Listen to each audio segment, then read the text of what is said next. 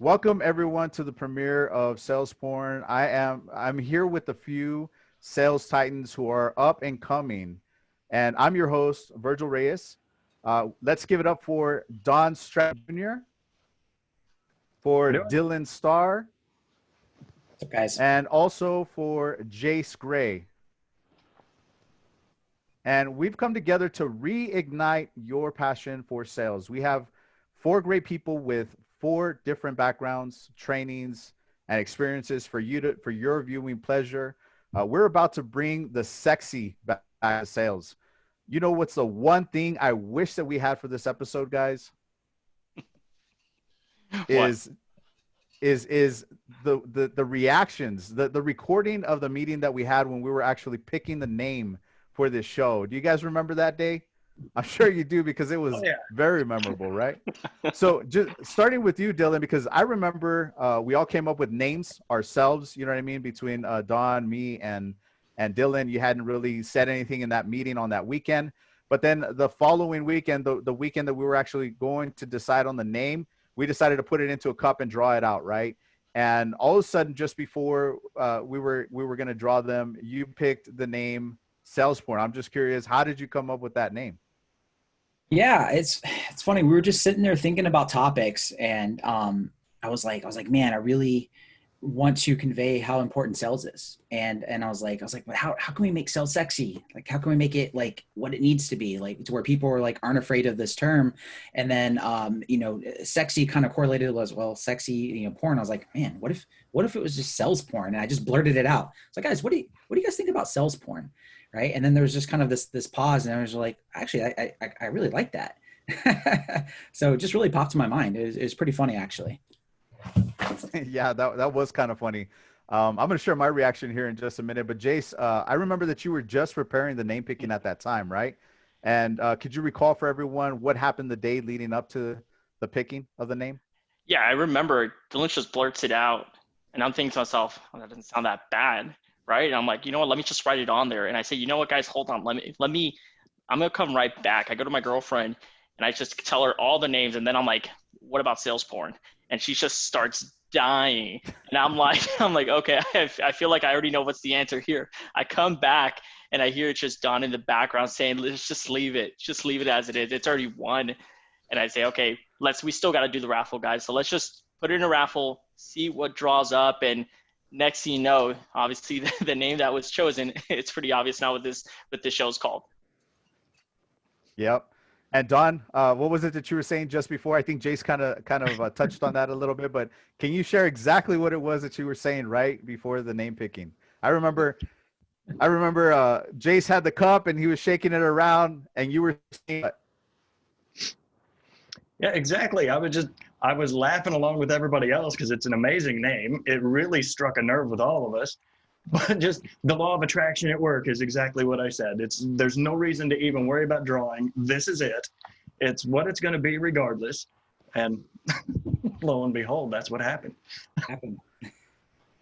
yeah, I remember you saying, why are we even having this? Why is this even being discussed right now? Like we should just be picking the name. Obviously it's going to be sales porn. That's what I remember clear as day. Yep. But yeah, I thought it was hilarious. My reaction, all of you remember, I was just shaking my head because I was thinking, I have two daughters, and I was thinking, how am I going to be talking about this show with, a household full of kids? And I was thinking, you know what? No matter what, it's going to be really great. It's a great name for the show. So I learned to embrace it. But yeah, I knew that day that it was going to be big. So yeah, I'm definitely embracing it now. It was a little bit difficult to swallow at first, but yeah, I definitely see it here. So I have one question for everyone here for the intro of salesporn.com. We want to see, we want everybody in our audience to understand what it is that we're about and why we're here today, gathered, us four on the show. I have a very important question for all of you, and that is, why is sales so important? And I want to start this discussion with Jace. Jace, why is sales so important? Well, we have to understand that it's a part of life, right? Every single time you're talking to someone, you're always going to be either selling them a movie, selling them, furniture, selling them a place. So it plays in every day of your life. And if you know how to put those odds into your favor, you're only going to obviously do the best you can to make sure that you can provide for the best life that you want to provide for. So it's just a part of life. That's the way I look at it. Cool. And Dylan, if you don't mind sharing, why do you believe that sales is important? Yeah, and at first I want to say I'll start off by saying why I'm super excited for the show of having us four individuals here as well. And that's because all of us are actively in sales. We're all actively doing it. So that's one of the things that I want to point out why I'm so excited about this of getting everyone's different philosophies and frameworks is just for everyone watching, like guys, we literally do this. We're like actually actively in the trenches every day. So like to be able to have four people who are like actively doing it and be able to come onto a show like this is super powerful when it comes to feedback and value to other people that are watching the show. So I just want to say I'm really excited about that. But why it's important is because, guys, if you're trying to get into business, whether it's for yourself, anyone else, like I know we have a lot of people maybe watching this. You guys are closers and you're actively doing this as well. But you don't have a business if you don't sell. Period. I cannot tell you how many people like, I have an office space over in St. Pete and I go there and I meet new individuals all the time. And for young entrepreneurs, I always hear the excitement from people when I'm talking about, oh, what's your business? What are you doing? And they go on this whole tangent. Oh, I have this idea. It's going to be this, it's going to be that. And I'm super excited because we already told it and we have so-and-so on board and we have this person on board. And I'm like, great. What are you guys probably selling this for? And they give me the price. I'm like, that's awesome. What are you guys at in sales and revenue? Oh, well, we started this about 6 months ago. And we have lots of excitement. There's lots of people think it's a great idea. We just haven't sold anything yet because enter excuse here. Right. So guys, I want everyone to understand if you are an entrepreneur, if you have a business, I don't care if you have a business name. I don't care if you have a business entity. I don't care if you have a website. If you don't have sales, you don't have a business, period. Like, period. So that's why I think it's important is because you have to have sales in order to drive revenue for a business. And you have to master this as a skill because whether you like it or not, you're always selling. Absolutely. Yeah. Great share, Dylan. Very great share. And now let's go over to Don. What's the reason why you believe that sales is important, brother? Yeah, well, how do you follow all of that up? I mean, Dylan is absolutely right. Jace is right. Sales is part of life. It's part of everything. Without sales, there's no business. It's just a hobby if you're not making money. But look, you've been selling since you were 3 years old when you were begging mom for cookies, right? If you ask somebody out on a date, you're in sales, right? Everything in life pertains back to sales. Once you get the communication down and you get the art of influence down, you're pretty much limitless. Absolutely. I agree with you 100%.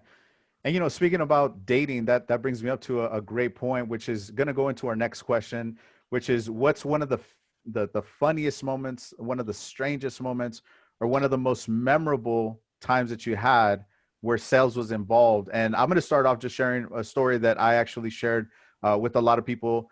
So like back when I was, this was like mid 90s. So this was like barely when pagers were starting to fade away and we started getting the brick cell phones. And me and my friends, we were in our teens. So every summer we would spend it in San Antonio, Texas, at this place called Fiesta, Texas. And if any of my friends were watching right now, they could testify to this. But, we were all a bunch of drivers, right? We were people that were very driven. And so one of the challenges that one of my friends came up with is, hey, let's see who can come up and get these girls' phone numbers. And so believe it or not, all of us had an identical opportunity to talk to girls and just get their phone number. I mean, just for fun. We're just young kids, right? But I noticed that my friends and like, I don't see myself as one of the best looking guys. Half of my friends were a lot more better looking than me. But, they always had trouble with communications and selling it to them. In fact, it always seemed like every single time that I came up to somebody, it went really, really well. I mean, I connected with those people. I was able to hold a conversation, even people that didn't want to talk to me. I remember there was girls that would turn away, like, I don't even want to bother with you. But what I would do is I would just come up and be like, I don't care. I'm just going to talk to your friend. And so I would have a great conversation. And then all of a sudden, the girl starts turning around that didn't want to talk to me, and now she's engaged in conversation, and I'm coming back with 2-3 phone numbers to my friend. So in middle school and in high school, I was known as a human black book because back then we didn't have cell phones where we stored all the numbers. I actually memorized all of them. So when any of my friends wanted to talk to any of these girls, they would call me up and say, hey, could I get such and such phone number? And I'm like, yeah, sure. I don't see why not. You know, we all hung out together anyways, pretty much every summer. So it was a really great time for me. You know what I mean? And I think that was just like my natural reaction of understanding how sales works. But the more I notice that the more you get into it, the more you practice doing that, the easier it gets. You know what I mean? You understand the human psychology and even the physiology, like how they're thinking, to understand them a lot better. But that's definitely something that's very significant, Don, is that you brought up for relationship purposes, you know, that's something that is necessary, is sales skills. So now, Dylan, I want to bring over the question to you. Same question. What's one of the strangest, funniest, or most memorable times that you had where sales was involved? Oh man, so many good stories. But it's when I'm laughing because I already told some of the guys here about this one time, right when I was closing. But the cool thing about being a sales and closing is you could be remote. You can literally be here in your home doing sales and closing deals. And one time I had a scheduled appointment. And obviously, I do most of my calls here through my computer. And I actually had to go to the bathroom really, really bad. Like really bad, guys. You know, when it hits you, it hits you. When you got to go, you got to go. So, and I didn't want to leave the prospect hanging. So went to the bathroom. And then I'm just sitting here on mute while I'm in the bathroom, using the bathroom, like, and talking, just unmuting at the right times, right? You know, the right and the wrong times are when you have to hit unmute, and end up just going the flow, not really thinking too much about it. And I ended up closing a $9,000 package deal, which for those that want to know, my commissions of that, I think it was like $1,000 or $1,200 that I got out of that deal. And I remember when I was done getting off the phone and I walked out, my girlfriend was home. She was in the other room. And I was just sitting there, I was washing my hands, just chilling and stuff. And I was like, oh, how's your day going? And she's like, oh, going good. I'm not really looking forward to going to work later and stuff. I was like, oh, I just made $1,200. And then she's like, wait, what? What do you mean you just made $1,200? And I was like, yeah, I just closed the deal. She's like, you literally just came out of the bathroom. And I was like, I know, but I just closed the deal. I made $1,200. She's like, only you've got to be kidding me. So most memorable, the funniest moments definitely has to be that. And which goes to show, guys, you get a skill set down, right? And no excuses. You can literally do anything from home when you have the skill set down. That puts Absolutely. new meaning to the word go to work with your pants off. Yeah, literally. And I actually like that you bring up the relationship factor of it. I've got into that because I remember reading, Robert Kiyosaki and Rich Dad Poor Dad. He went kind of more in depth when someone was interviewing him, and he talks about how his rich dad told him, hey, if you want to do business, you need to learn sales. And Robert goes, I don't want to be a sales guy. I don't want to learn sales. And he goes, Robert, let me ask you a question. You're in college now, right? He's like, yeah. It's like, how's your college life going with the ladies right now? And he's like, what do you mean? He's like, are you in any relationships? Are you dating? Are you hooking up with any ladies in school? He goes, no. He's like, because your sales skills suck. He's like, that's why sales is important in communication and stuff. It's not just about business. And the Robert goes, holy shit, that makes a lot of sense, right? So it's funny that you bring that up because, guys, it's a package deal in everything in your life, right? Communication, sales, skills in general. Yeah, 100%. So what about you, Jace? So I would say I definitely have one of the most memorable. I'll never forget when I was working for NCL selling vacations for them. And I had a lady, she was about to spend like her 47th anniversary with her husband, and they were planning a honeymoon, right? And I remember that she had a mid-level room right in the middle, which is not bad at all, because when you go to any of these vacations on a cruise ship, you always want to be in the middle because it's not going to be rocky and it's going to be the perfect, right? And everything is centered around them. So I remember that I had her on the mid-level and on the 8th floor, and I told her, hey, I forgot what her name was, but I remember telling her that, hey, we have an actual, an aft-facing balcony haven, which the haven, it's like you get the white cloth treatment, you get your own personal butler. And the beautiful thing about having an aft facing is that when you're leaving all these cities, she picked the Baltics. So the Baltics, it's like one of those once in a lifetime cruises where, you have Alaska, you have the Baltics, you have the Egyptian cruises. So it's once in a lifetime. And I told her, I was like, you might as well get the aft facing haven for only $2,000. I promise you that obviously the service you're going to get is second to none. And on top of that, imagine every single night while you're leaving the port, you're going to be able to see the city from your balcony. It's just a breathtaking view. And I remember just telling her how much her husband would not only never forget it, but just remember, like, you'll most likely be one of the most memorable vacations she'll ever have in her life. So I remember I upgraded her for an extra 2,000 more. She said her husband's going to kill her. Obviously, she came back a week later after the vacation and said how much they really enjoyed it, for recommending that aft-facing balcony on the Haven. And but the best thing about that is that they get priority onboarding and priority, obviously, when they have to come back in the ship. So I'll never forget that as one of the most memorable, experiences I ever had with sales, because I remember how happy she was. She ended up then sending me a signed autograph by the Blue. If you guys have ever seen the Blue Angels, who are in the Air Force, she sent me literally a poster with everyone signed on it. So it was to me, it was one of the most memorable experiences I ever had when it came to sales. That's really cool. Yeah. That is really cool. Really yeah, cool. thanks for Blue Angels. Yeah. And Don, back to you, man. What's the most memorable, funniest, strangest moment that you had that involves sales? Well, I have to say probably the most fun memories that I've got honestly came from my door-to-door sales experience. Right? When I was working door-to-door, it's a little bit of a different beast than it is when you're doing it over the phone. I've had some fun with selling on the phone as well, but yeah, I think the best time that I ever had was when, look, in sales, there comes a time when you've got to be able to stand up for your prospect. You have got to be able to push a little bit. Most people say, don't be pushy. Closing is not a pushy style of sales, but there comes a time. And so I had decided that things weren't going so well, so I was not leaving this house until they gave me money or I got kicked out. You can guess which one probably happened, right? So we're about halfway through the presentation and I just completely went off script. Totally just kind of decided to run with the closing portion of the presentation on my own. And within about 10 minutes of going off script, I had totally lost it and I knew it.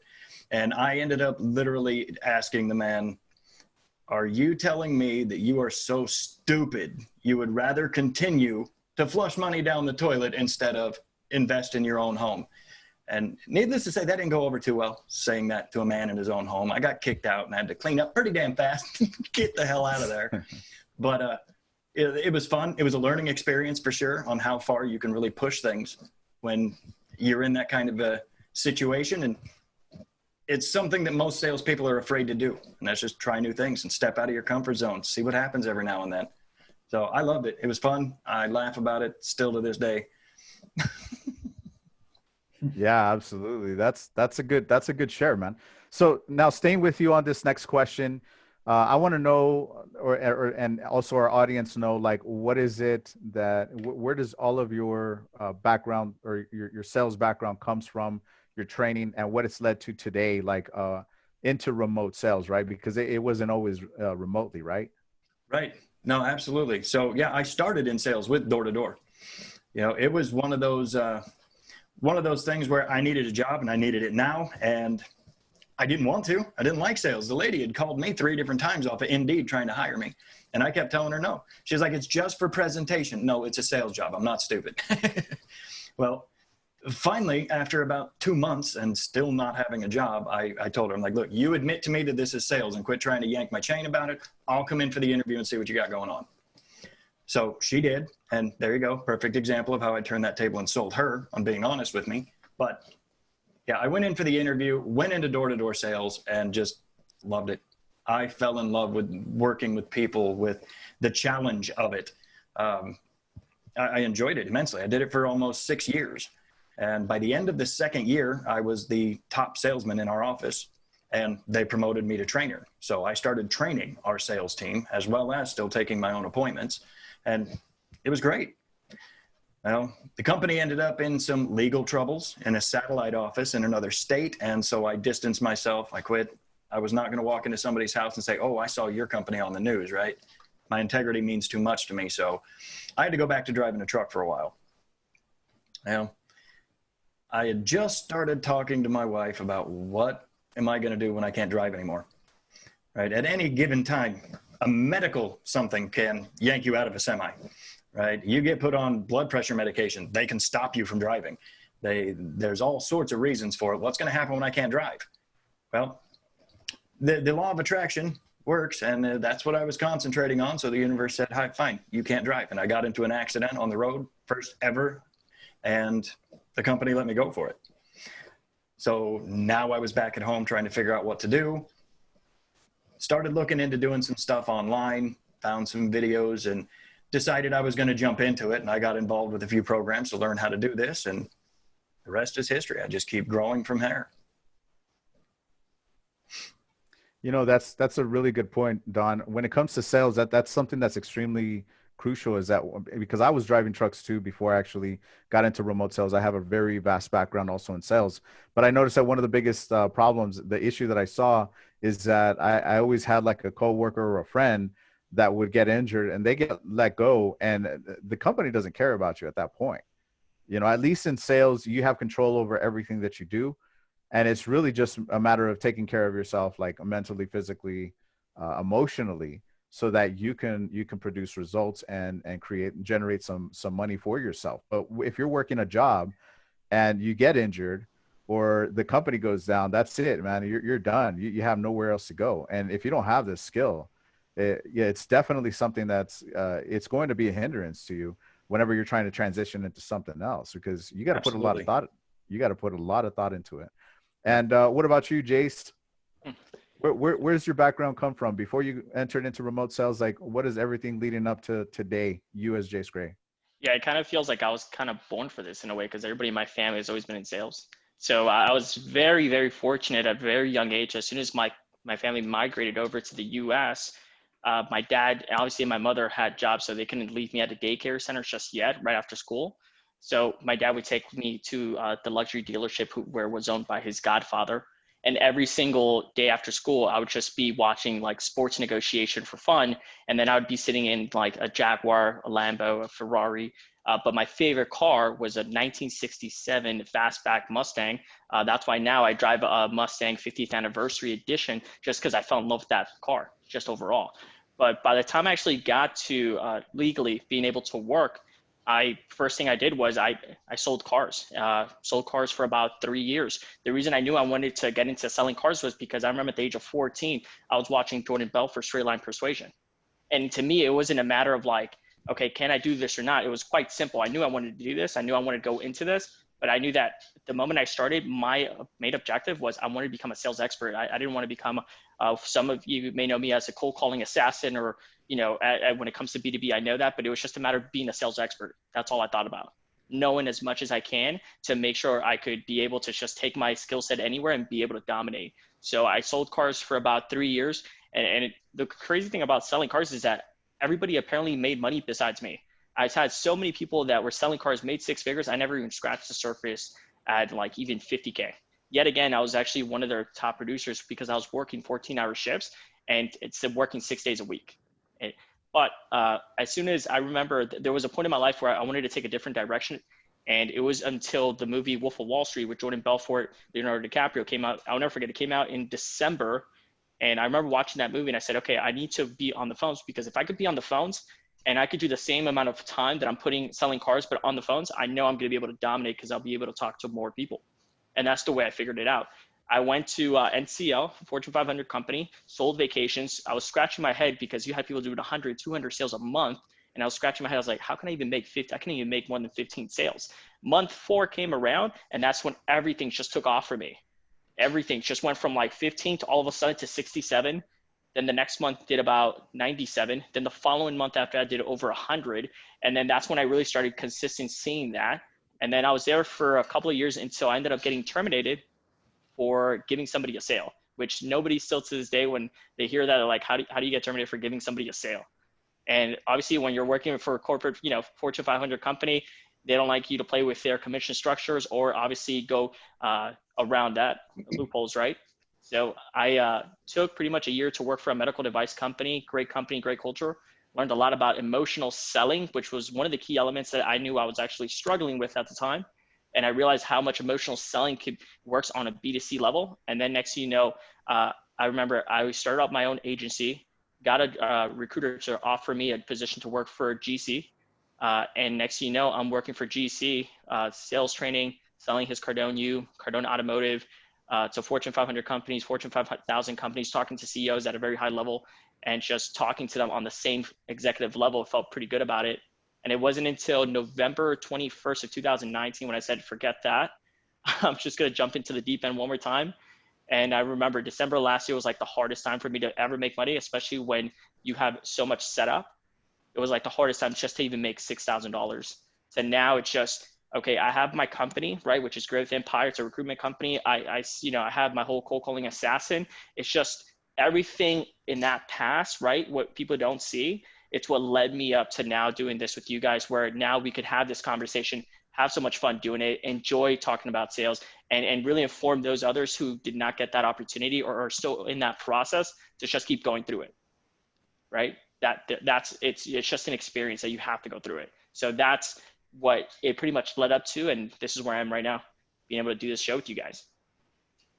Yeah, check this out. Drew says, the last time I got excited about a crossover was when all of the Power Rangers came in at one episode.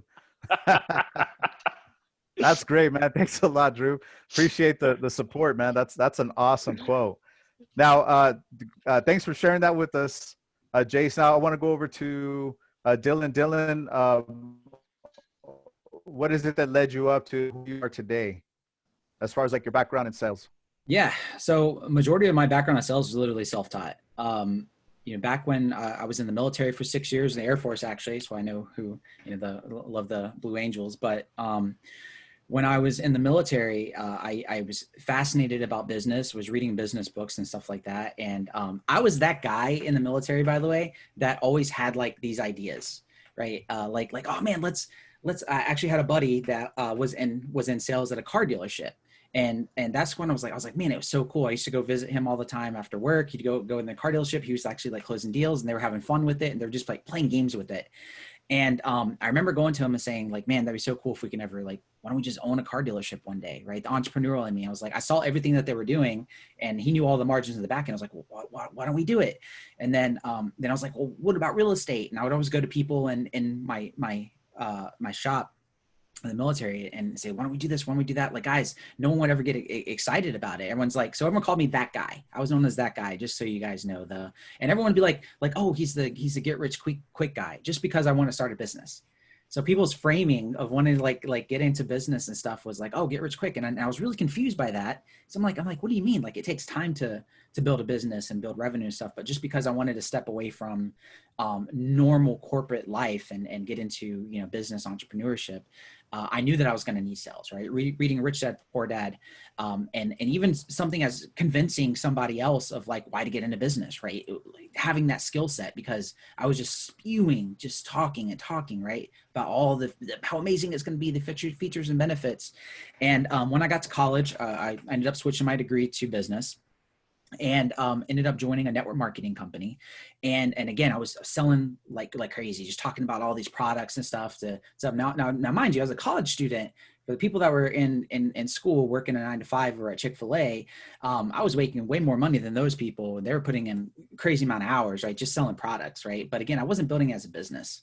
And ended up meeting the top income earner of this company, who was literally the top, multi 7-figure earner, and got to experience being with him and seeing him like in the sales environment where he wasn't really like talking, right? He wasn't talking about, like, I literally sit on meetings with this guy and watch him interact with people. And I noticed like, man, why is he not talking about like the features and benefits of this, and this? Like, I'm like, these products are amazing, blah, blah. He didn't say any of that stuff. So I just sat back and I just started observing this guy and was like, man, how's this guy doesn't talk much at all? He's not really talking about any of this amazing stuff, and he's making all this money. I was like, seriously, like, what the hell? So then I started diving into reading sales books, like really trying to understand the psychology of sales and just learning it. And then that's when I got into, I saw an ad by Tai Lopez. I'll say that Tai Lopez is kind of my first person that ever like kind of got me into marketing, entrepreneurship and stuff like that, where I didn't know what a funnel was, right, until I met that guy. Like, I was like, oh my God, a funnel. That's like the coolest thing I've ever heard of. Like, what is this? Like, where the hell have I been? Oh my gosh, I see this stuff all the time. This is what people are doing behind the scenes. So I was like, well, you know what? I want to level up my sales skills. So I went and I joined an actual car dealership, finally, first time. So I joined this car dealership, wanted to be a sponge. I was the only guy at this dealership as a newbie, I got the job, went to him. I said, hey, I'm here because I want to know that you guys have a proven process and system that's in place that I can follow to be able to get results. And I want to master this so I can get really, really good at sales. That's what I told the hiring manager. And he said, look, we do have a process. We have a system. If you're willing to literally follow everything we tell you, you will win. It's like, cool, done. So every day as a new guy, I was the only one that had a book. I would always have a sales book with me. Like, you don't know if you ever read the little red book of selling anything, all those type of books, like really good. So, and everyone there would laugh because there's like, oh, look at this new guy. He's always walking around with a sales book, right? Without just like chugging soda, eating pizza, getting fat and stuff, right? It's the sales environment and car sales. And so I'm just always studying, reading books. And my first month, I was like top four on my team in sales for my first month ever doing it. Right. Now, mind you, I was just following the process, but something interesting happened on the back end. When it came to the warranties of these cars, I got recognized the next morning and everyone's like, oh yeah. So by the way, Dylan's the only person who's getting all the warranty back end on the sales. And the reason why was because I literally was just following the process that they said in the morning meetings. The manager said, hey guys, when you interact with someone, say this, this, and this at this point in time. So it'll help us on the back end so we can get the sales. Oh, okay, cool. I was literally just following the process to a T, right? And it was getting the back end sales and just following the process, right? But I wasn't at where I wanted to be. So 3 months later, being at this dealership, being the new guy, I had to rely on foot traffic. So they weren't getting any foot traffic. They actually hit a record low in February that they've ever had when it came to getting people. And then that's when I was studying marketing and sales and stuff like that. And then I asked them how they were getting traffic. And they told me they were spending money on Pandora ads. And I was like, well, why aren't you guys just doing social media? Right. This is when social media was kind of hot and on the rise. And people were like dumping money into Facebook ads and they just weren't about it. So I ended up quitting. I had somebody have an opportunity where they wanted to partner up with another thing. And I wanted to get into agency work. So that's when I had to learn how to actually get into cold market. I've never experienced cold market before, right? Much less door to door, right? So I would actually walk into businesses to try to sell social media marketing services on foot. I would find businesses on Craigslist and Yellow Pages, and I would pick up the phone and I would call. Literally, like just straight, never had experience in it whatsoever, had to figure it out. So just calling, getting, how to learn like crap. I keep getting shut down, like gatekeeper. What the hell is a gatekeeper? So I started learning about gatekeepers and I said, well, how can I leverage something to be able to get through the gatekeeper? So all of a sudden I started getting to decision makers and then I started actually getting booked appointments and then I actually started closing deals. And what was funny that, believe it or not, is I actually took and kind of mimicked the system back from the very first 7-figure earner I was ever around when I saw him closing deals and what he was doing. I was like, man, this is fascinating. This works here. I wonder if it'll work in it's like social media marketing and actually like closing. So I just had something to leverage, was able to get through gatekeeper, started closing deals, ended up closing 20K in sales in 1 month. Right. And I didn't want to deal with any clients or anything whatsoever. And then I ended up pivoting to want to be in a position where I can actually close deals where leads were coming in. Right. I was like, wow, this is cool. I'm learning sales, but going after cold market and doing all this upfront work. I mean, this is exhausting. This is a lot of freaking work. It's a lot of work. So that's when I ended up meeting one of my current business partners, Joey Rich. And we ended up starting a sales team for multiple influencers, scaled to 50 to 60 closers. My close rate got as high as like 46, 48%. Started training all of them. We did over $1 million in revenue in under 12 months. And so literally that's my whole journey up till now and closing. And everything was literally like self-taught and just observing and reading books. That's awesome, man. Yeah. That's a huge story. I mean, you went back, you started out just reading books and applying it and implementing it as you went along. So that's pretty interesting. Yeah. I have kind of a similar background as well, because like while I was going, like I said, when I was, even as a little kid, I was going around the neighborhood. I lived in El Paso, Texas as a little kid, but I was like 6, 7 years old, maybe, going outside and knocking door to door. And the funny thing is that we went to like a secondhand store and I picked up an origami book and I learned how to like fold up these little ninja stars, these little, flowers out of napkins. And then I would go door to door and sell them to everyone of my neighbors. And of course they thought it was adorable because I was a little kid coming around and just selling the stuff, you know what I mean? But I would walk for blocks, for miles around my neighborhood. And I'm not being sarcastic when I say that. I was literally all around for miles walking around selling these things. And you know what the best part about that business was, and that might be the reason why I'm so spoiled today, is because I used to make my dad buy all of the inventory, and I would use the supplies to make myself money and keep the money for myself, use it for buying toys or whatever, never reinvesting into anything. But even after that, like I went into, I remember that they had this catalog sales. Again, this is before the internet, when I was a little kid. And I used to walk around and go to all the neighbors, either at my house, my aunt's house, whoever's house I was at. And I would go around in their neighborhoods and I would knock door to door and I say, look at all these great things that we have in this catalog. You can order them. And it helps me also because it's going to help me make money. And that was kind of like the times that I started realizing how much I enjoyed doing this. And people were always buying, you know what I mean? Handing over their money to me, giving me great compliments, calling over their families, telling them, hey, you know what, we got this kid that's selling this stuff at this catalog.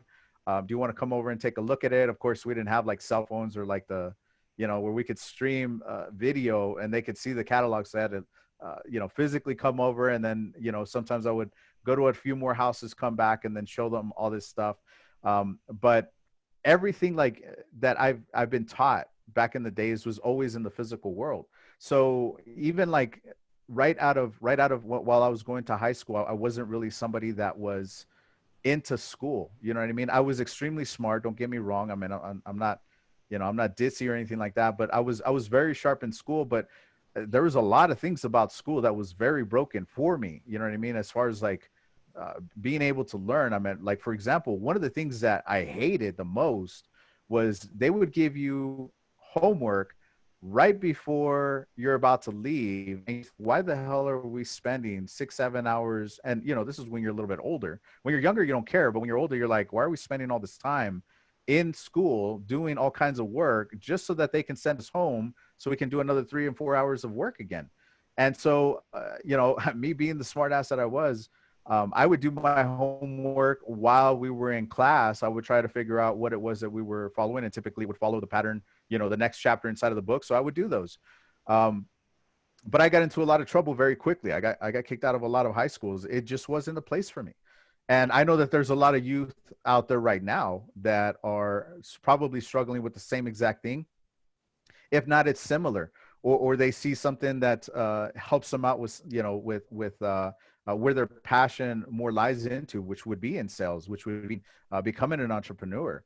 And I know like the pressures out of like going into a college and things like that coming from our parents. I mean, that's something that is typically natural because since the beginning of time, as far as like whenever there was educations involved or colleges, that was like the main thing to do. So that's what kept me in the physical world. I remember when the internet started, I didn't even get a Facebook page. I didn't jump on Instagram or nothing like that. This is all recent, man. And it all started with you know, the sales training course that I took online. But before I get into that, I was already thinking, you know what, I need to find something where I can actually make some money. So I'm not wasting my time just doing all this bullshit work. I didn't see myself in college. So I started, my first job was actually in telemarketing. I did telemarketing for AT&T, and I was just cold calling people over the phone and trying to get them to switch from whatever they had to what we had. We had a technique called the slamming technique, and it was very effective because it is very low ticket. So you just kind of force them to go in the direction of that with the yes ladder and using other techniques. But it was something that was I was impressed with. Then my next gig was Kirby vacuums. I'm sure most of you here in the US know about Kirby vacuums. I did really well with that. I was knocking 12 hours a day on doors, like from morning to night. I was knocking on doors and trying to get demos in, but I made some pretty good money. I made about $1,000 a week. And the only problem was that I realized that it wasn't something that I could see myself doing this, you know, for the rest of my life. Like one of the next goals be to become, I guess you can say, like an overseer of a team, and they would give you like your own setup, your own Kirby vacuums and all this stuff, and you just oversee everyone. And I just couldn't see myself like trying to climb up to that position. So I quit very, very soon after a few months. And that's typically what happens with me when I see a ceiling, or I try to picture myself in the next 2-3 years. And I'm thinking maybe this isn't going to be for me. I move on to the next thing. So the next thing was door to door, but it was B2B, and it was also having to do with their systems, their computer systems, internet, phones, all that stuff, anything having to do with their systems. And that was a lot of fun too, man, because like, the only thing I didn't like about it is I had to walk in the desert in Albuquerque, New Mexico. It's really hot over here in the summertime in a suit. They would make us wear a suit. So we had to walk door to door, and I'm like, this is nuts, man. Like, why are we walking out here in the heat, trying to make money? Again, it paid good money, but I was thinking, I'm not going to do this. I'd like to do that in a place like Colorado. I was up in Colorado for a while, for over 5 years, driving trucks, just like Don was. But, well, I mean, he wasn't in Colorado, but you know what I mean? And when I was driving trucks, I had a plan. I had planned out because I own my own business, and I was thinking every year I'm going to buy a new truck, and eventually I'm going to step away from my business, outsource it all, and eventually I'll just make the kind of money that I want to make working from home. And after, that was a 3-year plan, which stretched out to 5 years. And I had one truck that was barely running, and another one that I had to fix. And I had unreliable drivers. And I was thinking, this is not going to go anywhere. So at that time, I was actually looking for work that I could do from home during the wintertime, because in the wintertime, as a business owner, you don't have to go out there and work. You just stay at home. And I was cozy, man. I had money saved up for the wintertime, but there were times when I would run out of money. So what I ended up doing is I jumped onto a sales course, an online sales course, which was the HC program. And it was funny because, like, to me, all of this stuff online was new. And so now I'm starting to get caught up with social media. I'm starting to get caught up with like who influencers are, or business owners that need closers, and also different techniques that people use. And I'm starting to realize that a lot of the stuff that I've learned inside of the past has actually helped me with conversions today. And it's not something that, I thought that it was just like the end all be all when I came out of that course, because it did teach a lot of valuable content. But in the end, I mean, it's not complete. You know what I mean? And I don't think any of these courses, in my opinion, maybe I'm wrong about this. Maybe you can disagree with me, but in my opinion, a lot of these courses are very incomplete. Like there's something missing about it. And that's something that, has led me to the point where I am today. So as I'm moving along, I'm figuring things out, and I'm realizing that there's more things to discover. And a lot of people out there are in the same boat, lacking direction. And I think that that's important, especially if you know that it's not about university, but you need some kind of help, and you know that sales might get you somewhere to go. This is why we're putting this together for all of you here, to ensure that whatever it is that you decide to do moving forward, that you have some kind of direction, you have a voice to listen to, and it might even help you out to make a decision on whatever it is to do. But we're pretty much here at the end of our hour. I know we started a little bit late, but does anybody have any last words that they would like to tell our audience? Because we will be launching this. Let me make sure that I'm correct. We're going to be launching this once a month, the first Friday of every month. Is that correct, guys? Yep. Subject to change in the future if we decide that we can have it more frequently. I know that like my time is very much tied up, and I know a lot of you guys' time is tied up. So for now, just so everyone knows here, we will be having this the first Friday of every month. So the next one will be, when is it, guys? Is that the 6th of November? Is that correct? Yep, that's the 6th of November. And it'll actually be 1 hour earlier. So it's not at 1 p.m. EST, but it'll be at noon PST, right? Correct. 9 a.m. PST, Pacific, noon Eastern time. So just so everybody understands that, make sure you put that on your calendar. We'll make sure that we put it inside of the comment section. And just really quickly, I did want to touch on, we will be bringing out some merchandise for the launch of the show. We have some ideas. We're going to put them also in the comment section. We want to see what you guys vote on, or I might put it in a separate comment so that you guys can vote on it and take a look at what we have. We've all put our ideas together. We want to see what's going to work for all of you. And eventually we're going to be streaming on different platforms.